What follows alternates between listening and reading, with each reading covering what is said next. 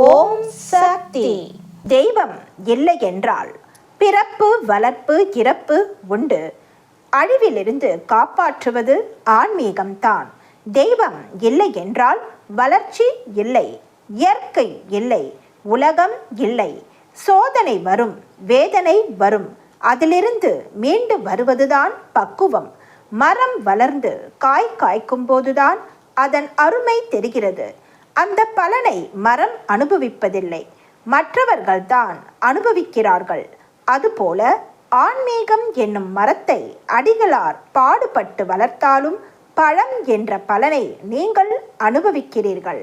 வலையில் இருக்கும் எலி, புற்றில் இருக்கும் பாம்பு, புதரில் இருக்கும் புலி, சுவரில் இருக்கும் பூனை ஆகிய எல்லாவற்றையும் ஒன்று சேர்ப்பதுதான் ஆன்மீகம்.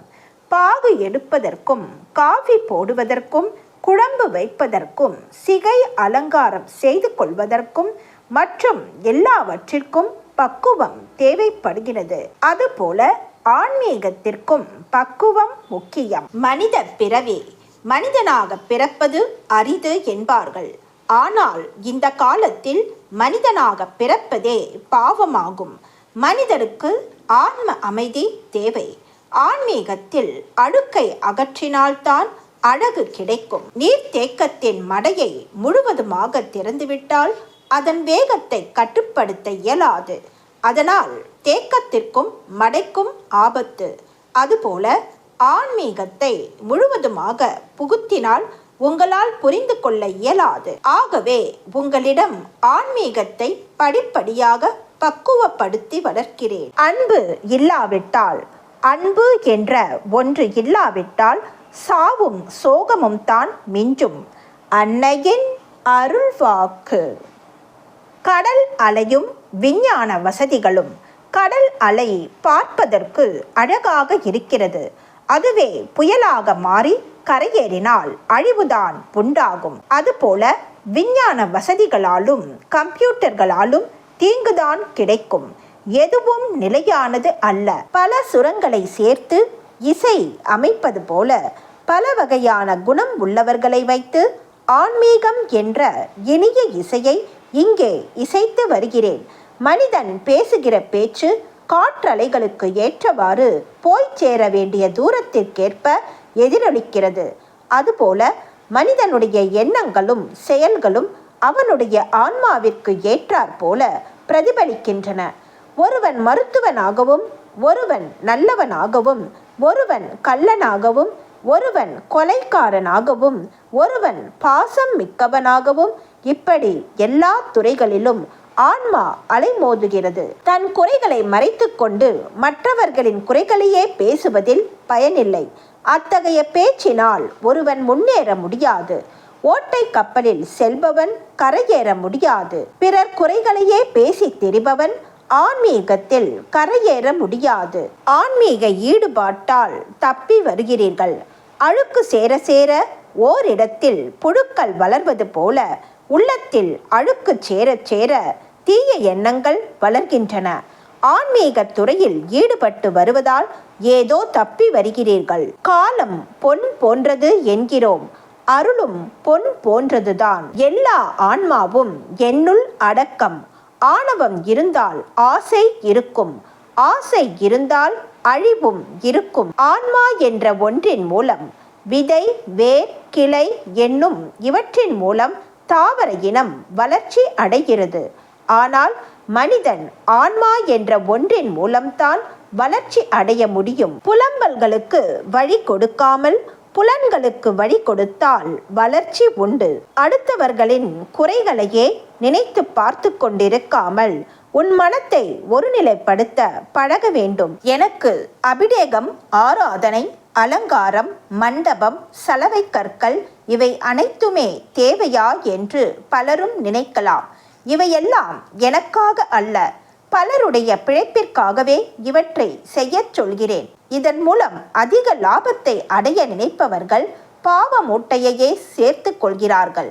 நிலம், நீர், வானம், மலை, கடல் அனைத்தும் உங்கள் பிழைப்பிற்காகவே இயங்குகின்றன. நாளைய உலகம் பெண்கள் உலகம். அதனால் தான் பெண்கள் அறநிலையை வளர்க்கின்றேன். நாளைய சாம்ராஜ்யம் சாராய சாம்ராஜ்யமாகவும் அரசியல் சாம்ராஜ்யமாகவும் இருக்கலாம். ஆனால் அவையாவும் ஆதிபராசக்தி சாம்ராஜ்யத்திற்கு இணையாகாது.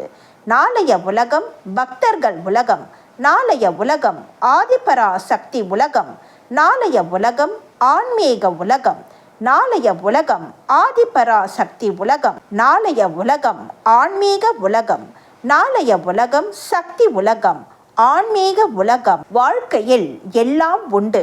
இந்த உலக வாழ்க்கையில் பிறப்பு உண்டு, இறப்பு உண்டு, கசப்பு உண்டு, இனிப்பு உண்டு, அடி உண்டு, அணைக்கும் தன்மை உண்டு, உடல் உண்டு, உடை உண்டு, உள்ளம் உண்டு, ஆவி உண்டு, பாவம் உண்டு, புண்ணியம் உண்டு, பார்வை உண்டு, பார்க்கிற பொருள் உண்டு, நாடு உண்டு, காடு உண்டு, இடுகாடும் உண்டு, சுடுகாடும் உண்டு, மாடி உண்டு, மடத்தனமும் உண்டு, வளர்ச்சி உண்டு, அழிவு உண்டு, ஆண் உண்டு, பெண் உண்டு, புண் உண்டு, ஆறுகின்ற தன்மை உண்டு, புண் உண்டு, புரை உண்டு, பேப்பர் உண்டு, கருத்து உண்டு, கருத்து உண்டு, கனவு உண்டு, காதல் உண்டு, கல்யாணம் உண்டு, பிரிவும் உண்டு.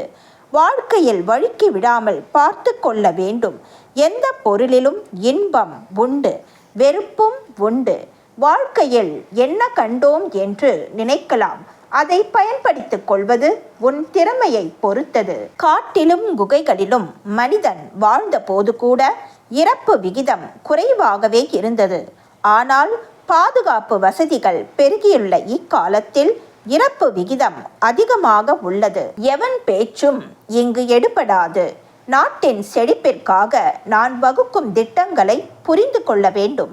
வழிபாட்டு மன்றங்கள், கூட்டு வழிபாடுகள், தியானம், வேள்விகள், சமுதாய தொண்டுகள், அன்னதானம், தான தருமங்கள் ஆகியவற்றின் நோக்கங்களை புரிந்து கொள்ள வேண்டும்.